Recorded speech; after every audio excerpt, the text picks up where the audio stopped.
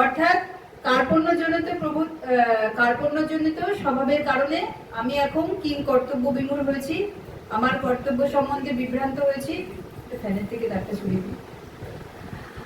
আমি এখন তোমার শরণাগত, অর্থাৎ আমি তোমার শিষ্য।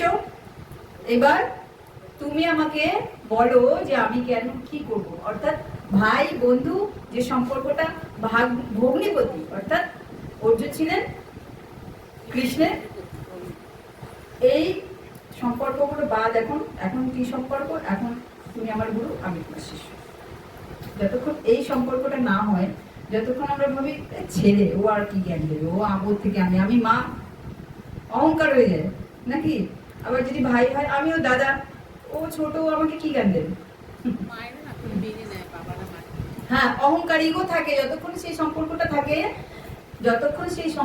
থাকে, গুরু শিষ্যের সম্পর্ক এই কারণেই ইম্পর্টেন্ট, কারণ যতক্ষণ বন্ধু, ভাই, বাবা মা এই সম্পর্কে আমরা দেখি, তখন ইগো থাকে, তখন আমরা তার থেকে জ্ঞান নিতে চাই না।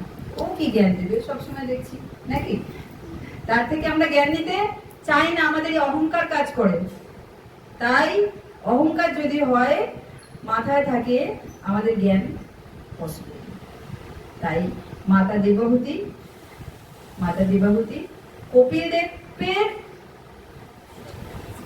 দেবকে নিজেকে স্যারেন্ডার করেছিল, আত্মসমর্পণ করেছিল, গুরু বলে মেনেছিল যে আমি এই দুঃখের কারণ কি, কেন দুঃখ হয়েছিল, মাতা দেবহূতির কেন দুঃখ হয়েছিল?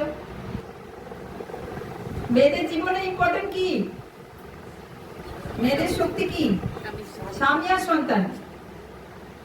দেবহূতির স্বামীও চলে গেছে বনে ভজন করতে, এবং পরবর্তী ক্ষেত্রে তার সন্তানও চলে যাচ্ছে, অর্থাৎ কপিল মুনিও চলে যাচ্ছে। আমরা সবাই জানি কপিল মুনি গঙ্গাসাগরে গিয়ে ভজন করছে।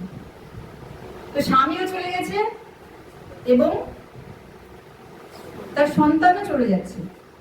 এর থেকে দুঃখ একটা মেয়ের জীবনে আর কি হতে পারে? তখন সে তার পুত্রের শরণাগত হলো যে এখন আমার কি করণীয়, এই দুঃখের কারণ কি?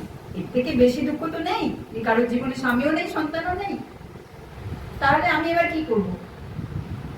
এর থেকে এবার আমার কি করণীয়? তখন কপিল মুনি জ্ঞান দিতে শুরু করলো, যেটা কপিল এবং দেবাহুতির সংবাদ নামে একটা গ্রন্থ, এটা ভাগবতমে আছে, যাদের ভাগবতম আছে তাদের প্রয়োজন নেই।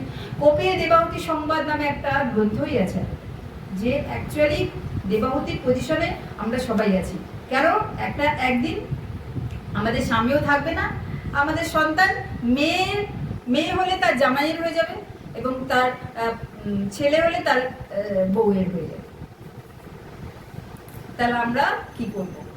এটা তো লীলা আমাদের জন্যই এসছে, এগুলো শিক্ষণীয় বিষয়। তাহলে আমরা স্ত্রীরা কি করব? স্ত্রীদের শক্তি হচ্ছে ওই গ্রন্থ।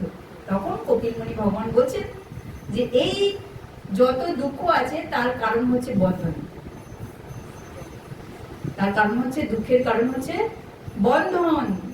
এবং সেই বলে প্রচুর ভাগবতে রয়েছে, প্রচুর জ্ঞান প্রদান করেছে যে আমি এবং আমার এই স্কিনটাকে আমার বলে মনে করি, শরীর এবং শরীর সম্বন্ধী যত ব্যক্তি আছে আমার বলে মনে করি, এটা আমার স্বামী, এটা আমার স্ত্রী। এই যে বন্ধনে আবদ্ধ হয়ে, এই বন্ধনটা হচ্ছে আমাদের দুঃখের কারণ।